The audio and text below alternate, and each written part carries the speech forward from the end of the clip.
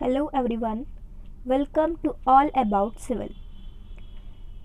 हम इस लेक्चर में देख रहे हैं एनवायरमेंटल स्टडीज़ का यूनिट 1 इंट्रोडक्शन।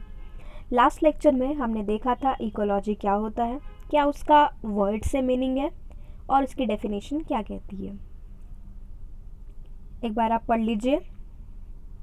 लास्ट लेक्चर्स में मैंने अच्छे से एक्सप्लेन कर दिया था कि इकोलॉजी क्या है, किस टाइप की वो स्टडी है। इसका example food chain.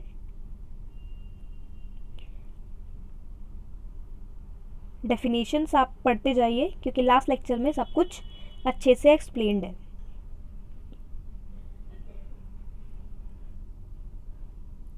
Food chain के बाद हमने फूड चेन का डायग्राम देखा था। फूड चेन डायग्राम में कैसे सन की एनर्जी एक लेवल से पास होते होते डिकम्पोज हो जाती है, किस किस फॉर्म में अंदर, किस एनिमल, किस प्लांट के अंदर जाके वो डिकम्पोज हो जाती है, सब देखा था। उसके बाद हमने स्टडी किया था लेवल्स ऑफ इकोलॉजी। इकोलॉजी के कितने लेवल्स हैं? 4 मेन लेवल्स हमने पढ़े थे। ऑर्गेनिज्म या फिर इंडिविजुअल बोल सकते हैं, दूसरा पॉपुलेशन, तीसरा community and last one is ecosystem. फिर हमने एक एक लेवल की डेफिनेशन अच्छे से देखी थी। जैसे इंडिविजुअल के साइड में आपको एक फिगर दिख रहा होगा, एक रैबिट का। किसी भी सिंगल ह्यूमन बीइंग, किसी भी सिंगल एनिमल या फिर किसी भी सिंगल ऑर्गेनिज्म की जब स्टडी करते हैं तो उसे इंडिविजुअल बोलते हैं। इंडिविजुअल के बाद हमने पॉपुलेशन देखा था। पॉपुलेशन के बाद हमने कम्युनिटी देखा। कम्युनिटी क्या है, कम्युनिटी की डेफिनेशन क्या है, और डायग्राम से मैंने आपको और ज़्यादा क्लियर कर दिया था। इसके बाद हमने पढ़ा था इकोसिस्टम क्या होता है। इकोसिस्टम हमने देखा था कि collection of community and abiotic friction किसी भी एरिया के अंदर।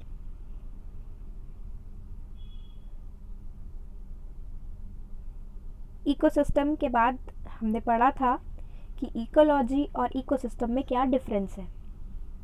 सिंपल इकोलॉजी किसी भी चीज़ की स्टडी होती है, एनवायरनमेंट की, और इकोसिस्टम उसका एक एग्जाम्पल है कि किस तरीके से इकोसिस्टम, किस तरीके से इकोलॉजी की स्टडी फॉलो की जाती है। एक्चुअल एग्जाम्पल है इकोलॉजी का। इसके बाद उससे अगले लेक्चर में हमने देखा था सस्टेनेबल डेवलपमेंट। सस्टेनेबल डेवलपमेंट के अंदर हमने देखा था sustainable development that meets the needs of the present without compromising the ability of future generation to meet their own needs। यानी कि किसी भी चीज़ का ऐसा यूज़ जिसमें हम आज की ज़रूरतों को पूरा करते हैं और उसी के साथ साथ हम फ्यूचर के लिए सेव भी करके रखते हैं। इस तरीके का जब हम डेवलपमेंट करते हैं तो हम उसे सस्टेनेबल डेवलपमेंट बोलते हैं। सस्टेनेबल डेवलपमेंट का फिर मैंने आपको बताया था बेसिक कहाँ से आया था, किसने ये टर्म इंट्रोड्यूस कराया था और कहाँ से ये स्टार्ट हुआ था। आवर कॉमन फ्यूचर एक रिपोर्ट आई थी 1987 में और ये आइडिया वहाँ से आया। फिर हमने पढ़ा था कि नीड फॉर सस्टेनेबल डेवलपमेंट, कि ऐसा क्या हुआ कि हमें लगा कि जो डेवलपमेंट हम लोग कर रहे हैं वो इनफ नहीं है, वो काफ़ी नहीं है, हमें उसके अलावा भी कुछ करना होगा, उस डेवलपमेंट के तरीके को चेंज करना होगा। तो हमने रीजंस पढ़े थे कि क्या क्या रीजंस हो सकते हैं सस्टेनेबल डेवलपमेंट करने के। तो हमने रीजंस देखे। पहला था over exploitation of natural resources, यानी कि किसी भी चीज़ का जब हम ओवर एक्सप्लॉयट करते हैं, एक्सेसिव यूज़ कर लेते हैं, तो एक रीज़न वो था। सेकेंड रीज़न था scarcity of resources. Scarcity of resources मैंने बताया था कि food and water, these are 2 basic needs. ये 2 बहुत ज़रूरी आवश्यकताएं हैं हमारे जीवन के लिए, खाना और पानी।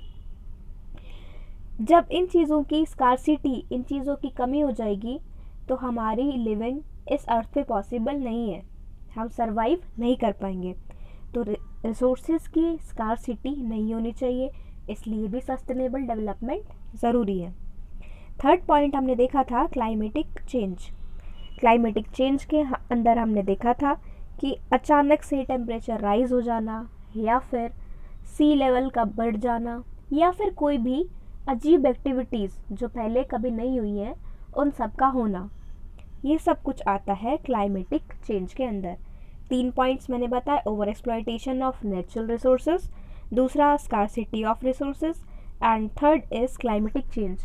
ये 3 जब हमने पॉइंट्स देखे तो हमें लगा कि सस्टेनेबल डेवलपमेंट की ज़रूरत है। जो डेवलपमेंट हम कर रहे हैं सिर्फ वो ही काफ़ी नहीं है। इसके बाद हमने एग्जाम्पल देखे सस्टेनेबल डेवलपमेंट के। सस्टेनेबल डेवलपमेंट के अंदर हमने 5 एग्जाम्पल्स देखे। सबसे पहला एग्जाम्पल है सोलर एनर्जी। सोलर एनर्जी मैंने बताया था कि ये लिमिटलेस सप्लाई के अंदर अवेलेबल है, और सबसे बड़ी बात कि ये फ्री है, तो इसलिए ज़्यादा यूज़ की है, ज़्यादा बेनिफिशियल है। सोलर एनर्जी के बाद हमने पढ़ा था विंड एनर्जी। विंड एनर्जी कैसे अवेलेबल है, एनर्जी सोर्स रेडली अवेलेबल कैसे है, और कैसे सिर्फ एक को फ़ायदा न पहुंचा के काफ़ी लोगों को फ़ायदा पहुंचाती है, ये हमने विंड एनर्जी में पढ़ा था। इसके बाद थर्ड पॉइंट हमने देखा था क्रॉप रोटेशन। क्रॉप रोटेशन के अंदर हमने देखा कि किसी भी सेम फील्ड, किसी भी सेम एक खेत के अंदर हम अलग अलग क्रॉप्स उगाते हैं टाइम टू टाइम, यानी कि टाइम के साथ साथ हम दूसरी क्रॉप्स उगाते हैं। एक टाइम पे रबी क्रॉप्स, फिर खरीफ क्रॉप्स, और अगर बीच में टाइम बचता है तो हम वहाँ पर कोई और क्रॉप भी उगा लेते हैं। क्रॉप रोटेशन से क्या होता है, जितने भी मिनरल्स सॉइल के अंदर प्रेजेंट होते हैं उनका वेस्टेज, उनका मिसयूज़ नहीं होता, वो कहीं ना कहीं यूज़ हो जाते हैं। अगर रबी को उन मिनरल्स की आवश्यकता नहीं है तो वो खरीफ क्रॉप के द्वारा ले लिए जाते हैं, और अगर खरीफ को आवश्यकता नहीं है तो वो रबी क्रॉप के द्वारा ले लिए जाते हैं मिनरल्स। तो क्रॉप रोटेशन का हमारे पास ये फ़ायदा था।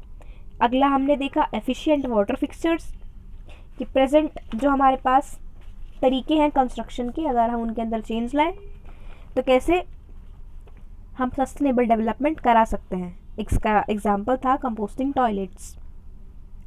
फिर इसके बाद हमने देखा था ग्रीन स्पेस। ग्रीन स्पेस वही कि ओपन एरिया हमारे पास ज़्यादा होना चाहिए, क्योंकि ये ग्राउंड वाटर को रिचार्ज करता है और साथ ही साथ लेक्स और स्ट्रीम्स को पॉल्यूशन से बचाता है। ये हमने एग्जाम्पल्स देखे थे। उसके बाद हमने देखा था sustainable development goals. Sustainable development goals का मतलब है कि अब सस्टेनेबल डेवलपमेंट ऐसा तो नहीं है कि हम बात करें सस्टेनेबल डेवलपमेंट करने की और वो सस्टेनेबल डेवलपमेंट होने लगे। हमें उसके लिए कुछ ना कुछ एफर्ट्स करने होंगे, ऐसे काम करने होंगे कि सस्टेनेबल डेवलपमेंट हो सके। सस्टेनेबल डेवलपमेंट मीन्स जितना जिसका यूज़ है हम उतना यूज़ करें और फ्यूचर के लिए सेव करके रख सकें। तो यूएन ने सस्टेनेबल डेवलपमेंट के लिए कुछ आइडियाज़ बताए, कुछ गोल्स रखे कि हम इन मिशंस को अगर कंप्लीट कर पाते हैं तो हम सस्टेनेबल डेवलपमेंट की तरफ बढ़ जाएंगे। सस्टेनेबल डेवलपमेंट गोल्स में हमने कल ये 17 पॉइंट्स डिस्कस किए थे। एक बार क्विक रिवीजन आप लोग देख लीजिए, पढ़ लीजिए कि 17 हमने कौन कौन से पॉइंट्स देखे थे।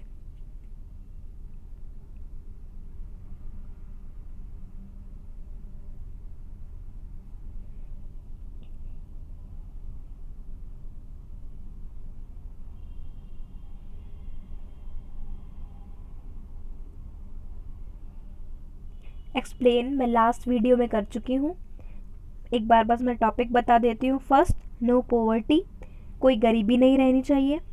Second point was zero hunger, कोई भी भूखमरी से ना मरे, सबके पास सफिशिएंट फूड हो खाने के लिए और अपना जीवन जीने के लिए। थर्ड पॉइंट हमने देखा था गुड हेल्थ एंड वेलबींग, सबकी हेल्थ सही रहे और अच्छे से लोग रहें। फोर्थ पॉइंट हमने देखा था क्वालिटी एजुकेशन, यानी कि एजुकेशन की एक प्रॉपर क्वालिटी हो। अगर बच्चा स्कूल जा रहा है तो स्कूल से ऐसा नहीं कि सिर्फ जाता है और आता है, वो स्कूल में जाके चीज़ें सीखे और अपने बिहेवियर के अंदर वो चीज़ें फॉलो करे। जो चीज़ें वो पढ़ता है वो प्रैक्टिकली करके देखे।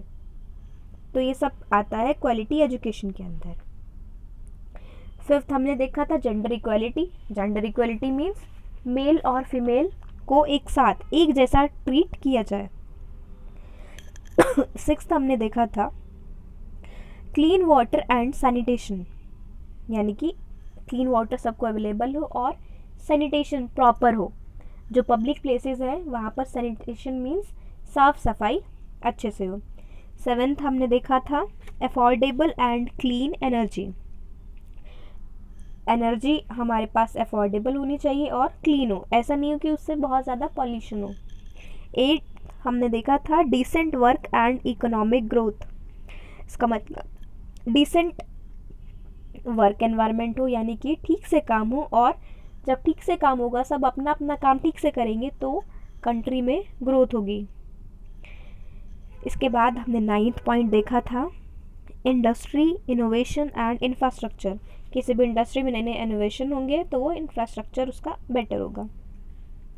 टेंथ हमने देखा था रिड्यूस्ड इनइक्वालिटीज़। इनइक्वालिटीज़ का मेन मतलब है कि जैसे अलग अलग कास्ट के लोग हैं, अलग अलग जेंडर के लोग हैं, कोई गोरा है, कोई काला है, कोई कास्ट के बेसिस पर डिस्क्रिमिनेशन होता है, गरीबी और अमीर के बेसिस पर डिस्क्रिमिनेशन होता है। तो ये सब कुछ डिस्क्रिमिनेशन ना हो, सबको इक्वल ट्रीट किया जाए, तो वो पॉइंट है टेंथ, रिड्यूस्ड इनइक्वालिटीज़। 11th में हमने देखा था सस्टेनेबल सिटीज़ एंड कम्युनिटीज़।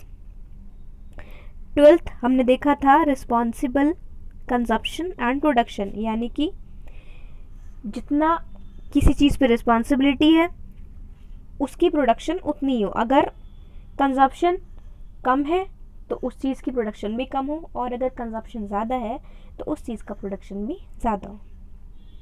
13 हमने देखा था क्लाइमेटिक एक्शन, कि क्लाइमेट में जो भी चेंज आ रहा है अगर वो अच्छा है तो उस काम को प्रमोट किया जाए, और अगर वो एनवायरनमेंट के लिए सही नहीं है तो उस चीज़ को कम किया जाए। इसके बाद हमने देखा था लाइफ बिलो वाटर, कि जल में जो जीवन है वो कैसा है। 5th पॉइंट हमने देखा था लाइफ ऑन लैंड। लैंड पे जो भी लाइफ है उसे कैसे हम बेटर कर सकते हैं, और हमारी कोई भी एक्टिविटी ऐसी ना हो कि जिससे एनिमल्स या फिर लैंड वाले जो भी क्रिएचर्स हैं, जो भी प्राणी हैं, उन्हें दिक्कत ना हो। 16th हमने देखा था peace, justice and strong institutions. Peace रहे, जस्टिस रहे और इंस्टीट्यूशन स्ट्रॉन्ग रहे। 17th हमने देखा था पार्टनरशिप फॉर द गोल्स, यानी कि जो इतना बड़ा सस्टेनेबल डेवलपमेंट का मेजर इशू है, ये सिर्फ एक कंट्री या फिर एक कम्युनिटी मिलकर नहीं कर सकती। ये डेवलपमेंट सबको करना होगा, एक साथ सबको कंट्रीब्यूट करना होगा उसमें, तब जाके डेवलपमेंट पॉसिबल हो पाएगा। तो ये हमने सस्टेनेबल डेवलपमेंट के गोल्स लास्ट लेक्चर में देखे थे। आगे देखते हैं रिसोर्सेज। रिसोर्सेज, जैसे आपने सुना होगा कि ये सन अल्टीमेट सोर्स ऑफ एनर्जी है। तो सोर्स का क्या मतलब है कि उसके अंदर बहुत सारी एनर्जी है, वो सोर्स है, भंडार है ऊर्जा का। तो रिसोर्स का मीन्स होता है a supply of something from which some benefit is produced and that has some utility and worth। इसका मतलब है किसी भी चीज़ की ऐसी सप्लाई जो किसी को बेनिफिट दे, किसी का फ़ायदा करे, and that has some utility, कि उसका कुछ यूज़ हो, किसी की यूटिलिटी हो और वर्थ हो, available for somebody to use, यानी कि कोई भी ऐसी चीज़ जिससे दूसरों को फ़ायदा हो और वो किसी काम में लाई जा सके, प्रॉपर उसका यूज़ हो और लोग उससे कुछ ना कुछ अपना फ़ायदा देख सकें। इस चीज़ को हम बोलते हैं रिसोर्स। आगे हम देखते हैं रिसोर्स के टाइप क्या क्या है। टाइप ऑफ रिसोर्सेज हमारे पास दो हैं, renewable resources and non renewable resources. जैसे आपको नाम से ही आइडिया लग रहा होगा कि रिन्यूएबल मीन्स जो न्यू किए जा सकते हैं, दोबारा से उन्हें नया बनाया जा सकता है, उन रिसोर्सेज को हम बोलते हैं रीन्यूएबल रिसोर्सेज। और जिन रिसोर्सेज को हम रीन्यू नहीं कर सकते, यानी कि एक बार अगर हमने यूज़ की वो दोबारा से रीन्यू नहीं हो पाई, तो हम रीन्यूएबल रिसोर्सेज उन्हें बोलते हैं। पढ़ते हैं आगे कि ये रिसोर्सेज हैं क्या। Resources are characterized as renewable और नॉन रिन्यूएबल। दो टाइप से कैरेक्टराइज्ड है, रिन्यूएबल होती है और एक नॉन रिन्यूएबल होती है।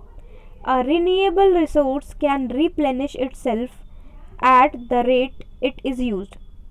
कोई भी रिन्यूएबल रिसोर्स जो कि अपने आप को दोबारा से ला सके, दोबारा से पैदा कर सके किसी भी रेट पे, उसे हम बोलते हैं renewable resource. While a non renewable resource has a limited supply. जबकि जो भी एक नॉन रिन्यूएबल रिसोर्स होती है उसकी सप्लाई लिमिटेड होती है, यानी कि वो फिक्स्ड अमाउंट में, फिक्स्ड क्वांटिटी में हमारे पास होती है। जैसे हमारे फ़ोन की बैटरी, हम एक बार चार्ज करते हैं वो 100% हो जाती है। धीरे धीरे धीरे धीरे अगर हम कहीं बाहर हैं और हमारे पास चार्जिंग का कोई ऑप्शन नहीं है तो धीरे धीरे वो बैटरी, जैसे 2 दिन सपोज आपकी बैटरी बैकअप है, तो धीरे धीरे धीरे धीरे कम हो जाता है और वो 10%, 5% और लास्ट में आके फ़ोन स्विच ऑफ। तो वो एक लिमिटेड सप्लाई है, आप उस टाइम पे उस एनर्जी को रिन्यू नहीं कर सकते, तो वो नॉन रिन्यूएबल है। लेकिन अगर आपके पास चार्जर है, आप घर में हैं, तो आप क्या कर सकते हैं, चार्जर लगाया, स्विच ऑन किया, दोबारा से वो रिचार्ज होना स्टार्ट हो गया फ़ोन, धीरे धीरे करके आपकी बैटरी फिर से 100% हो गई। तो अब जो फ़ोन का बैटरी 100% हो गया उसे हम बोलेंगे रीन्यूएबल, यानी कि दोबारा से हमने रिन्यू कर लिया उसे। तो जो भी ऐसी हमारे पास रिसोर्सेज अवेलेबल हैं जिन्हें हम समय के साथ साथ दोबारा से रिन्यू कर सकते हैं, दोबारा से वापस ला सकते हैं, उन रिसोर्सेज को हम बोलते हैं रिन्यूएबल रिसोर्सेज। और जो रिसोर्सेज को हम टाइम के साथ वापस नहीं ला सकते, टाइम के साथ जो धीरे धीरे ख़त्म होती रहती हैं, उन्हें हम बोलते हैं non renewable resources. Renewable resources include timber. Renewable resources के अंदर टिम्बर आता है, विंड आती है, solar energy limitless supply available है, आप कितना भी यूज़ करो। विंड दुनिया भर की विंड है, आप कितना भी यूज़ करो। ऐसे ही टिम्बर, पेड़ से कितना भी आप यूज़ कर सकते हो। तो ये रिन्यूएबल है, क्योंकि अगर पेड़ से लकड़ी ख़त्म हो गई दोबारा से हम पेड़ उगा सकते हैं, तो वो रिन्यूएबल, एक पर्टिकुलर टाइम में वो रिन्यू हो जाती है। इन रिसोर्सेज को हम बोलते हैं रिन्यूएबल रिसोर्सेज। इसके बाद non renewable resources include coal and natural gas. अब कोल एंड नेचुरल गैस क्यों है, क्योंकि कोल बहुत माइंस के अंदर जब बहुत टाइम तक, बहुत सारे ईयर्स तक एक पर्टिकुलर टेम्परेचर और प्रेशर के अंदर रहता है, तब जाके कोल की फॉर्मेशन होती है, तब जाके कोयला प्रोड्यूस हो पाता है। तो एक बहुत ज़्यादा पर्टिकुलर टाइम लगता है कोल को प्रोड्यूस होने में। ऐसे ही नेचुरल गैस के साथ है, एक फिक्स टाइम लगता है नेचुरल गैस और कोल को बनने में। तो ये जो टाइम पीरियड है, तुरंत अगर हम चाहें कि हम रिन्यू कर दें तो रिन्यू नहीं हो पाता है। तो ऐसे रिसोर्सेज को हम बोलते हैं नॉन रिन्यूएबल रिसोर्सेज।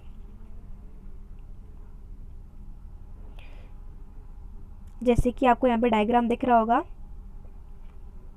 डायग्राम किस चीज़ का है, ये डायग्राम है विंड मिल, यानी कि विंड एनर्जी को जब हम यूज़ करते हैं उससे ये घूमते हैं और ये घूमने से टरबाइन से कनेक्टेड होती है, उससे हम किसी भी चीज़ के प्रोडक्शन में यूज़ कर सकते हैं। ठीक, विंड मिल। अब विंड मिल एग्जाम्पल है रिन्यूएबल रिसोर्सेज का। Renewable resources can be replenished by natural processes as quickly as humans use them। इस लाइन का मतलब है कि रिन्यूएबल रिसोर्सेज को हम दोबारा से जनरेट कर सकते हैं, प्रोड्यूस कर सकते हैं नेचुरल प्रोसेसेस के साथ, जैसे जैसे हम उन्हें यूज़ करते हैं। यानी कि अगर सोलर पैनल है हमारे पास, उसकी जितनी पावर थी हमने यूटिलाइज़ कर ली, अगले दिन फिर से हम उसे चार्ज कर सकते हैं। तो यानी कि जो भी ऐसे नेचुरल प्रोसेसेस हैं, जैसे उनका यूसेज होता है वैसे ही हम उन्हें दोबारा से चार्ज कर सकते हैं। ऐसी रिसोर्सेज को हम बोलते हैं renewable resources. Examples include sunlight and wind. Sunlight और विंड इसका एग्जाम्पल है। There is no danger of being used up, कोई इसका ऐसा डेंजर नहीं है कि ये पूरा का पूरा ख़त्म हो जाए, कम्प्लीटली हम यूज़ कर लें, क्योंकि हम कितना भी सन का यूज़ करें, ऐसा नहीं है कि आज हमने बहुत ज़्यादा सोलर पैनल, सोलर कुकर, ये सब कुछ यूज़ कर लिया तो अगले दिन सन की रोशनी कम होगी, सन की पावर कम होगी, ऐसा नहीं होता। तो ये इसमें no danger of being used up, ऐसा नहीं होता कि किसी भी दिन कम्प्लीटली फिनिश हो जाए। Metals and other minerals are renewable too, metals और जो दूसरे मिनरल्स होते हैं वो भी रीन्यूएबल होते हैं। They are not destroyed when they are used, ये डिस्ट्रॉय तो नहीं होते जब हम इनका यूज़ करते हैं, कोई भी मेटल जब हम यूज़ करते हैं तो वो डिस्ट्रॉय नहीं होता, हम उसे रिसाइकल कर सकते हैं। जैसे कि कोई भी हमारे पास मेटल अवेलेबल है, हमने उस मेटल को ख़रीदा, जैसे हम सोने की बात कर सकते हैं, हमने सोने के बिस्किट ख़रीदे, सोने के बिस्किट आते हैं, हमने सोने के बिस्किट ख़रीदे, अभी हमने बस जब हमारे पास ज़्यादा पैसा हुआ हमने वो ख़रीद के रख लिए, वो मेटल है।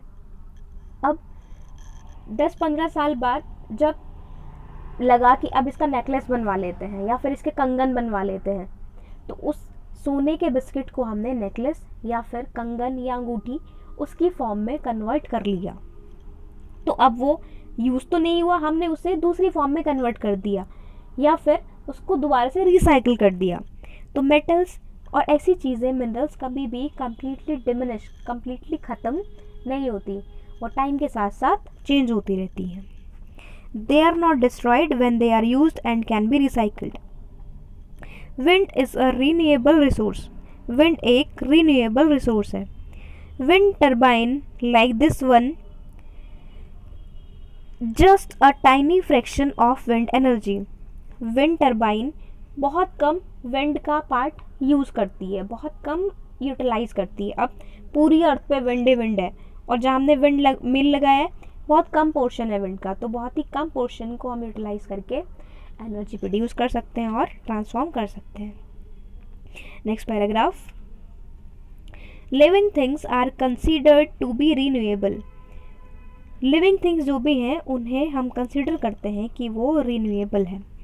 This is because they can reproduce to replace themselves, अब वो रिप्लेस तो होती है, अब जैसे ह्यूमन बीइंग की जनरेशन है,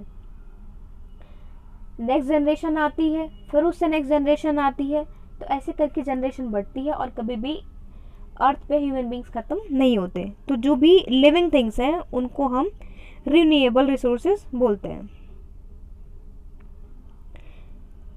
However, they can be overused or misused to the point of extinction, हमें overuse अगर हम करें तो वो extinct हो सकते हैं पर ख़त्म नहीं होते। To be truly renewable, they must be used sustainably, अगर हम चाहते हैं कि कोई भी चीज़ का हम continuously यूज़ कर सकें, वो हमेशा के लिए अवेलेबल रहे, तो हमें उसका यूज़ सस्टेनेबली करना चाहिए, सस्टेनेबल डेवलपमेंट के अकॉर्डिंग करना चाहिए। Sustainable use is the use of resources in a way that meets the needs of the present and also preserves the resources for future generation, यानी कि सस्टेनेबल डेवलपमेंट की जो हमने डेफिनेशन अभी पीछे पढ़ी है कि किसी भी चीज़ का ऐसा यूज़ कि जो हमारी प्रेजेंट की नीड्स को तो पूरा करता ही है और साथ ही साथ फ्यूचर के लिए भी सेव हो जाता है, तो ऐसा यूज़ सस्टेनेबल डेवलपमेंट कहलाता है। ये हमने पढ़ा था रिन्यूएबल रिसोर्स। अगला देखते हैं non renewable resource. Non renewable resource are natural resources that exist in fixed amounts, यानी कि नॉन रिन्यूएबल रिसोर्सेज वो नेचुरल रिसोर्सेज हैं जो कि एक फिक्स्ड अमाउंट में, एक पर्टिकुलर अमाउंट में हमारे पास अवेलेबल हैं, that can be used up, जो कि समय के साथ साथ ख़त्म हो सकती हैं। जैसे हम कहीं बाहर गए हैं और हमारे पास चार्जर नहीं है, हमारे पास पावर बैंक भी नहीं है, तो ऐसे में हमारे फ़ोन की बैटरी ख़त्म हो जाएगी और हमारे पास कोई दूसरा ऑप्शन भी नहीं है। सेम चीज़ नॉन रिन्यूएबल रिसोर्सेज है कि जो कि ख़त्म हो सकता है। Examples include fossil fuels such as petroleum, fossil fuels इसके एग्जाम्पल हैं जैसे कि petroleum, coal and natural gas. अब पेट्रोलियम, कोल और नेचुरल गैस क्यों है इसका एग्जाम्पल, क्योंकि पेट्रोल को बनने में बहुत ज़्यादा टाइम लगता है। जैसे कोल का प्रोडक्शन होता है वैसे ही समुद्र के अंदर dead and decay particles, animals सब एक प्रेशर और टेम्परेचर के साथ साथ वहीं रहते हैं, तो जाके बहुत सारे सालों बाद उसका पेट्रोल बनता है, पेट्रोलियम प्रोडक्ट्स बनते हैं। अब अगर हमें पेट्रोल चाहिए होगा तो हमें बहुत साल वेट करना पड़ेगा, 1000 और इवन मोर देन 1000 ईयर्स, तब तक तो हम कितने जनरेशन पास हो जाएंगी। तो ऐसे रिसोर्सेज जिनके लिए बहुत टाइम चाहिए, उनका एक पर्टिकुलर फिक्स्ड अमाउंट हमारे पास अवेलेबल है, उसे हम बोलते हैं non renewable resources. These fuels formed from the remain of plants over 100 of million of years, यानी कि ये फ्यूल्स जो बनते हैं ये प्लांट से बनते हैं 100 और मिलियन ऑफ ईयर्स तक वहीं पर रहने में। We are using them up faster and than they could ever be replaced. हम इनका यूज़ बहुत ज़्यादा फास्ट कर रहे हैं और इनका कुछ रिप्लेसमेंट भी नहीं है। पेट्रोल अभी तक ऐसी डिस्कवरी नहीं हुई कि हम पानी से चला दें कार, तो ऐसी अभी हमारे पास ऐसा ऑल्टरनेट दूसरा कोई सॉल्यूशन अवेलेबल भी नहीं है। At current rates of use petroleum will be used up in just a few decades. इस लाइन का मतलब है कि अगर हम जिस रेट से आजकल यूज़ कर रहे हैं पेट्रोलियम का और फ्यूल का, अगर इसी रेट से कंटिन्यू रहा यूसेज, तो पेट्रोलियम आने वाले कुछ दशक में, कुछ डिकेड्स में ख़त्म होने लगेगा। And coal in less than 300 years, और कोल 300 साल के अंदर अंदर ख़त्म हो जाएगा। यानी कि कुछ डिकेड्स के अंदर पेट्रोलियम ख़त्म हो जाएगा और 300 साल के अंदर अंदर कोल ख़त्म हो जाएगा। Nuclear power is also considered to be a non renewable resource. Nuclear power को भी हम नॉन रिन्यूएबल रिसोर्स मानते हैं because it uses up uranium, क्योंकि ये यूरेनियम का यूज़ करता है, विच विल सूनर और लेटर रन आउट। यानी कि यूरेनियम भी हमारे पास अर्थ पे कुछ एक फिक्स्ड अमाउंट में अवेलेबल है। अगर इसका भी यूज़ कंटिन्यू रहा तो यूरेनियम भी हमारी अर्थ से गायब हो जाएगा।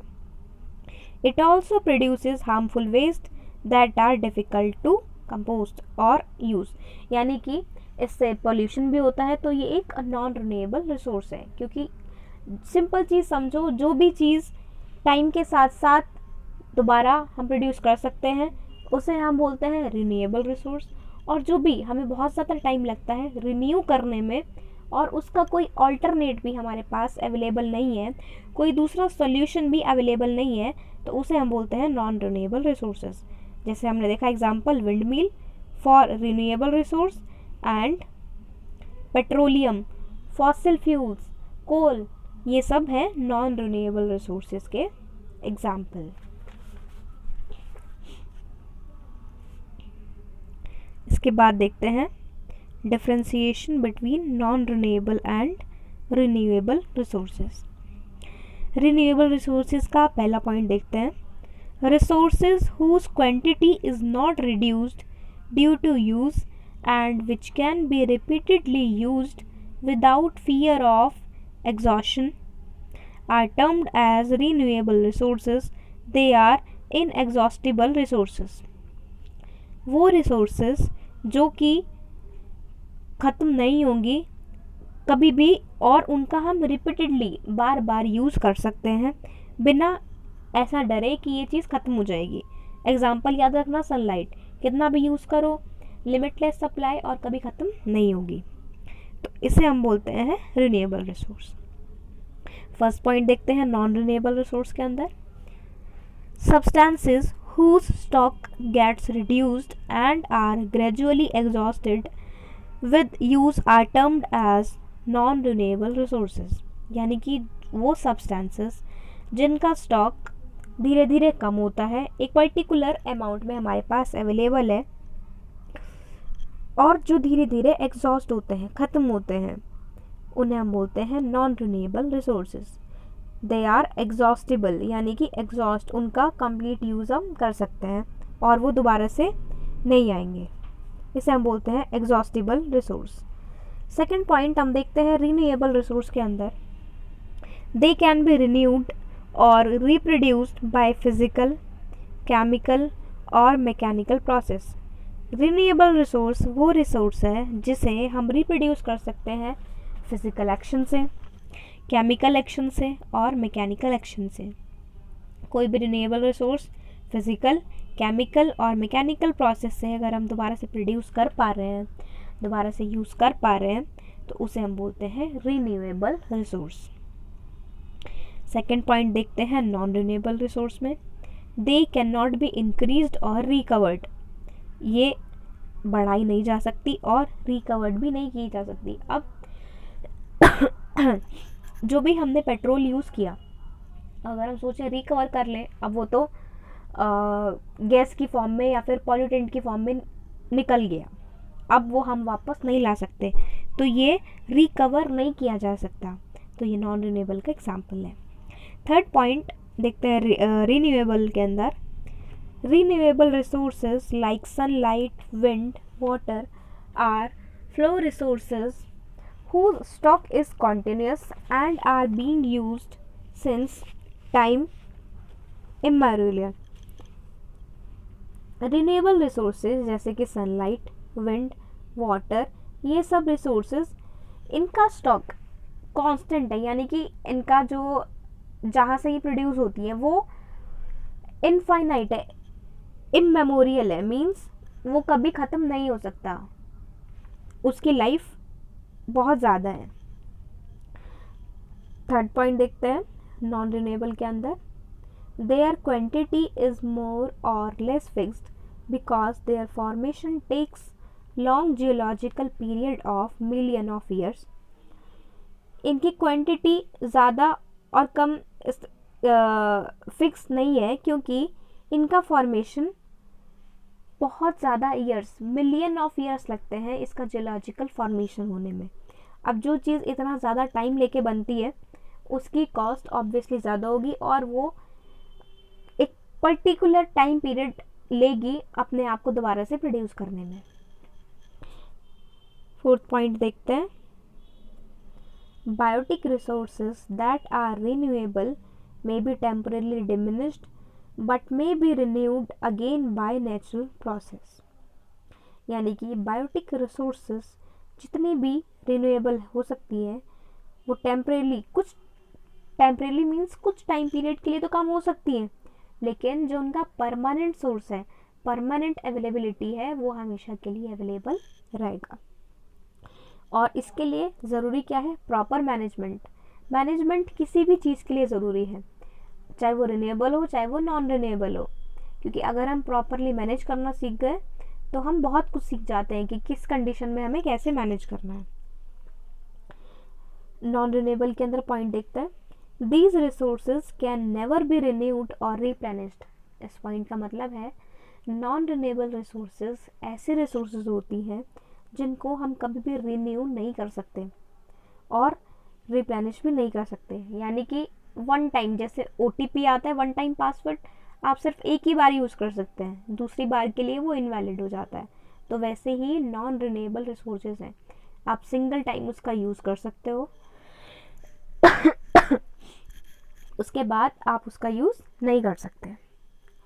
लास्ट पॉइंट देखते हैं, example of renewable resource is solar and wind energy, water, forest, wild life etcetera.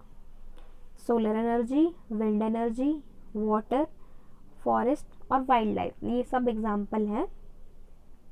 Solar energy वगैरह एग्जाम्पल है रिन्यूएबल रिसोर्स के। और एग्जाम्पल्स देखते हैं नॉन रिन्यूएबल रिसोर्स के, तो ये होते हैं fossil fuels like coal and petroleum minerals, यानी कि वो मिनरल्स जो कि बहुत टाइम लेके बनते हैं और उनका कोई ऑल्टरनेटिव भी हमारे पास अवेलेबल नहीं है, उसे हम बोलते हैं fossil fuel like coal and petroleum, इनका एग्जाम्पल। लास्ट में समरी देख लेते हैं। Summary is Renewable resource can be replaced by natural processes as quickly as human use them. यानी कि रिन्यूएबल रिसोर्स सिंपली वो रिसोर्सेज हैं जिनको हम रिप्लेस कर सकते हैं नेचुरल प्रोसेस से, यानी कि उनका ऑल्टरनेट का मतलब कि अगर हमारे पास चाय नहीं है तो हम कॉफ़ी बना देते हैं, तो और इसको हम बोलते हैं ऑल्टरनेट। तो अगर हमारे पास कोई एक किसी टाइम पे अवेलेबल नहीं है तो उसका ऑल्टरनेट हमारे पास अवेलेबल है कि अगर ये ख़त्म हो गया तो हम दोबारा से यूज़ कर सकते हैं। हमारे पास फ़ोन का चार्जर है, अगर बैटरी ख़त्म होती है हम दोबारा से चार्ज कर सकते हैं। अगर कार के अंदर पेट्रोल ख़त्म हो गया तो हम दोबारा से पेट्रोल डलवा सकते हैं। तो ऐसे सॉल्यूशंस, ऐसी प्रॉब्लम्स जिनका सॉल्यूशन हमारे पास अवेलेबल है और वो दोबारा से आ सकता है हमारे पास, उससे हम बोलते हैं रिन्यूएबल रिसोर्स। और non renewable resource exist in fixed amounts. Simple सी बात यह है कि जो रिन्यूएबल रिसोर्स है वो एक पर्टिकुलर अमाउंट में, एक पर्टिकुलर फिक्स्ड क्वांटिटी में हमारे पास अवेलेबल है, जिनका स्टॉक टाइम टू टाइम हम प्रोड्यूस कर सकते हैं। और नॉन रिन्यूएबल रिसोर्सेज वो हैं जो कि एक फिक्स्ड अमाउंट में, पर्टिकुलर अमाउंट में हमारे पास अवेलेबल है, जिनका स्टॉक कभी भी ख़त्म हो सकता है। एग्जाम्पल्स हैं फॉसिल फ्यूल्स एंड कोल। तो एक बार देख लेते हैं कि हमने आज के लेक्चर में क्या क्या देखा है। आज के लेक्चर में हम स्टार्टिंग से नहीं पढ़ रहे हैं, वही देख रहे हैं जो अभी स्टार्ट किया था। रिसोर्सेज में हमने देखा कि supply of something from which some benefit is produced and that has some utility and worth available for somebody to use। यानी कि कोई भी किसी भी चीज़ की ऐसी सप्लाई जो किसी व्यक्ति को बेनिफिट दे, उसका यूज़ हमारे लिए अच्छा हो, पॉजिटिव यूज़ हो और कोई उसका यूज़ कर पाए, उसकी यूटिलिटी सही हो, उसे हम बोलते हैं रिसोर्स। आगे हमने पढ़ा था टाइप ऑफ रिसोर्सेज। हमने दो टाइप की रिसोर्सेज देखी। First is renewable resource and second one is non renewable resource.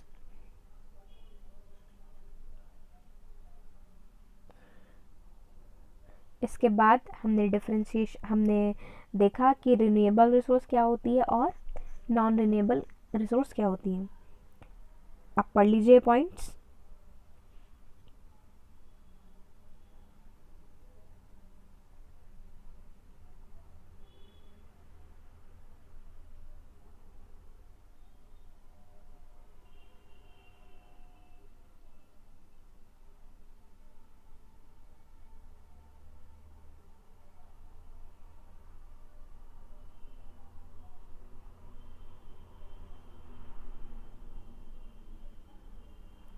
इसके बाद हमने एग्जांपल्स देखे। रिन्यूएबल रिसोर्स मैंने आपको विंड एग्जांपल बताया, विंड मिल का एग्जांपल। ये भी आप एक क्विक रीड ले लीजिए, इधर से पढ़ लीजिए क्या होता है renewable resources.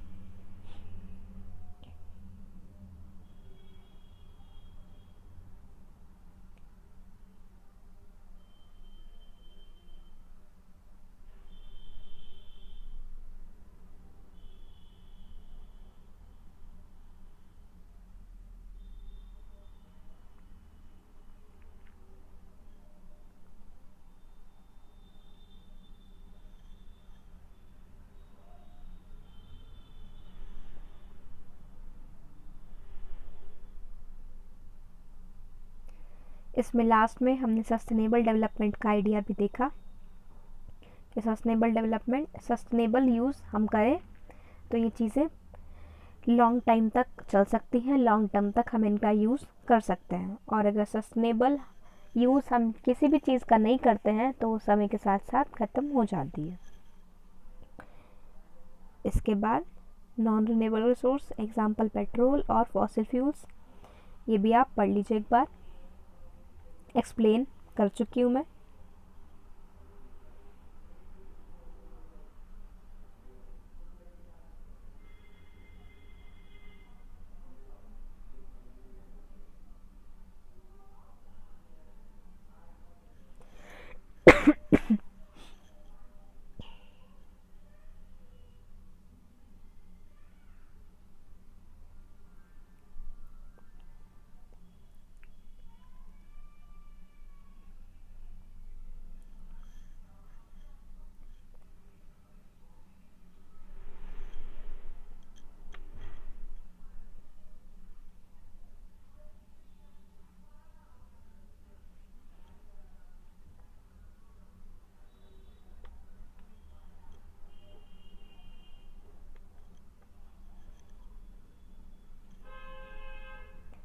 Non renewable resource के बाद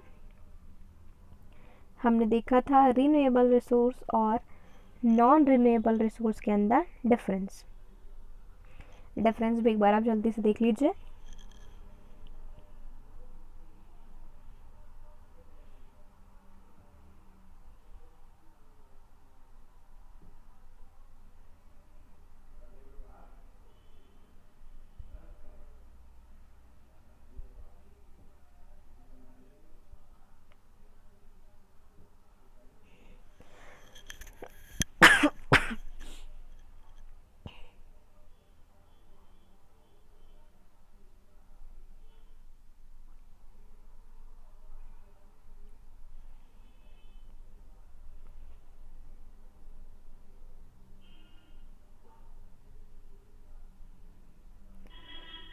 रीन्यूएबल रिसोर्स और नॉन रीन्यूएबल रिसोर्स के अंदर डिफरेंस वाला पॉइंट काफ़ी बार पूछा जाता है एग्ज़ाम में, तो मैंने आपको इंग्लिश में बेसिक टर्म्स एक्सप्लेन कर दी थी और पूरा इसका एक्सप्लेनेशन हिंदी में बता दिया था। अगर आपको कोई भी डाउट आता है तो आप कमेंट बॉक्स में लिख के अपनी दिक्कत, अपना डाउट पूछ सकते हैं। आपका आंसर मैं वहीं पर बता दूंगी।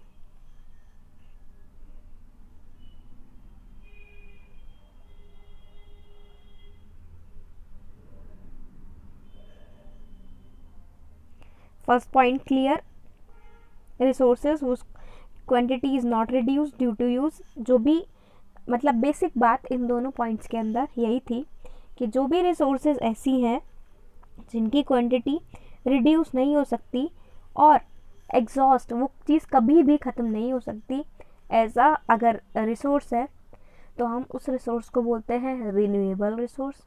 दूसरी तरफ कोई भी ऐसी रिसोर्स जिसका स्टॉक हमारे पास एक पर्टिकुलर अमाउंट में अवेलेबल है, जैसे कि हमारे पास एक बॉक्स है, उसके अंदर पैसे भरे हैं, हम उसके अंदर से पैसे निकालते रहेंगे, निकालते जा रहे हैं, तो एक टाइम ऐसा आएगा कि उस बॉक्स के अंदर हमारे पास पैसे नहीं बचेंगे।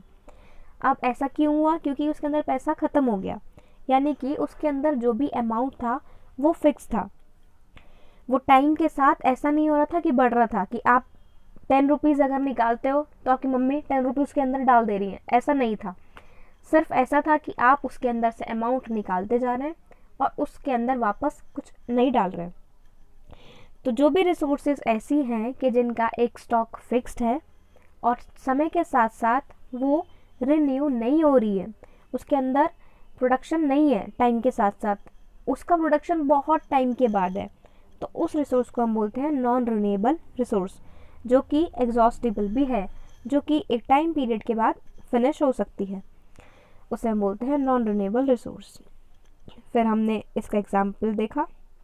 एग्जाम्पल में solar energy, wind energy, water, forest, wild life, ये सब एग्जाम्पल्स देखे रिन्यूएबल रिसोर्स के अंदर। फिर हमने एग्जाम्पल्स देखे fossil fuels, coal, petroleum and minerals. तो ये सब एग्जाम्पल्स हैं नॉन रिन्यूएबल रिसोर्सेज के। इस टेबल का आप स्क्रीनशॉट ले लो।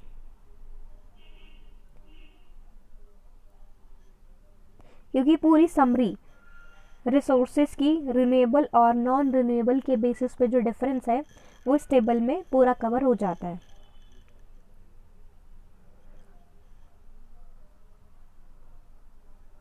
और लास्ट में समरी में हमने देखा कि रिन्यूएबल रिसोर्सेज जो कि नेचुरल प्रोसेस से हम रिप्लेस कर सकते हैं, उसका ऑल्टरनेट सॉल्यूशन हमारे पास अवेलेबल है, उसे हम बोलते हैं रिन्यूएबल। और नॉन रिन्यूएबल रिसोर्सेज वो हैं जो एक फिक्स अमाउंट में अवेलेबल हैं और जो कि टाइम के साथ बहुत टाइम लगा के प्रोड्यूस होती हैं और कम टाइम में हमारे पास उसका ऑल्टरनेट सॉल्यूशन अवेलेबल नहीं है। तो आज हमने कंप्लीट कर ली है यूनिट 1 इंट्रोडक्शन। अगले लेक्चर में हम स्टार्ट करेंगे यूनिट 2। सबसे सिंपल यूनिट इस एनवायरमेंटल स्टडीज़ की इंट्रोडक्शन थी, क्योंकि सब टर्म्स एकदम बेसिक थे। Resources, renewable, non renewable, development, sustainable development और इकोसिस्टम, इकोलॉजी, ये सब एकदम बेसिक टर्म्स थी जो कि आई होप कि आपको समझ आ गई हूँ। अगर कोई भी आपको डाउट आता है तो आप दोबारा से वीडियोस को देखें, और फिर भी कोई अगर डाउट आ रहा है तो आप मुझे कमेंट में लिख सकते हैं, वहाँ पर मैं आपको उसका सॉल्यूशन प्रोवाइड कर दूँगी। तो आज इस लेक्चर के लिए इतना ही। अगले लेक्चर में हम स्टार्ट करेंगे यूनिट 2। तब तक के लिए इस यूनिट को रिवाइज़ करिएगा, कोई भी डाउट आता है तो पूछिएगा। और अगर आपको वीडियो अच्छी लगी हो तो चैनल लाइक करिए और सब्सक्राइब कर दीजिए, चैनल को सब्सक्राइब करिए और वीडियो को लाइक कर दीजिए। Thank you.